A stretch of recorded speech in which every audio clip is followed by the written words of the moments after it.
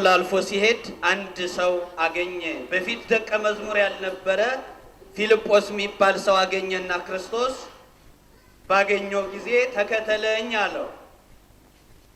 ለጊዜው በእግር ኋላ በግብር ምሰለኝ እኔን አለው።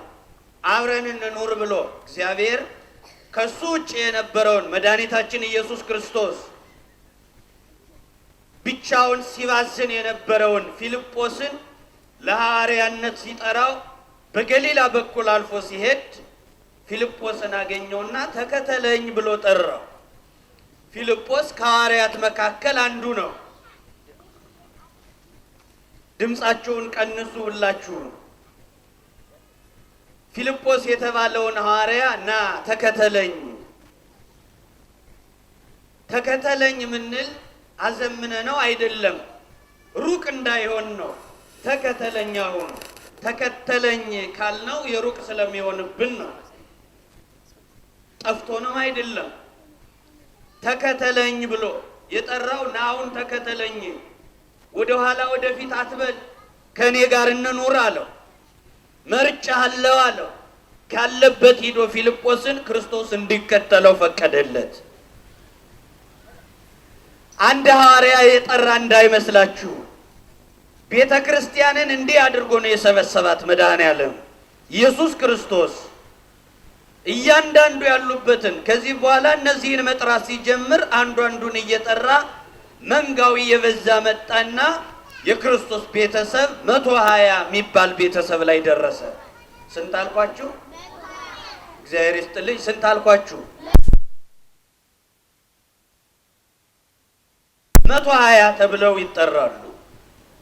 12 ሐዋርያት፣ 72 አርድእት፣ 36ቱ ቅዱሳት አንስት የሚባሉት እነኚህ ባንድ ሲደመሩ 120 ይሆናሉ። የሚገርማቸው እኛ ክርስትና ስንነሳ በ40 እና በ80 ቀን ያደረግነው ለምንድን ነው ካላችሁ ምስጢሩ ከዚህ ነው ሄዶ የሚገጥመው።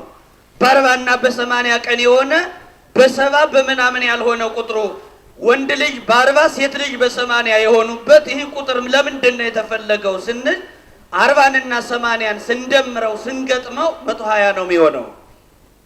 የክርስቶስ ቤተሰብ ነው ምን ሆነው ስንጠመቅ። ያልተጠመቁት የክርስቶስ አካል የቤተ ክርስቲያን አባል ሊሆኑ አይችሉም። የክርስቶስ ቤተሰቦች ያልናቸው አሁን በጠራ ነው ልክ 12 ሐዋርያት፣ 72 አርድእት፣ 36 ቅዱሳት አንስት ከትልልቆቹ አረጋውያን ያሉባት እንደሆነች ለማሳየት 12 ሐዋርያት፣ ወጣቶች እንዳሉ ለማሳየት 72 አርድእት፣ ሴቶችም ያሉበት ህብረት መሆኑን ለማሳየት 36 ቅዱሳት አንስትን ጨመረበት 120 ቤተሰብ።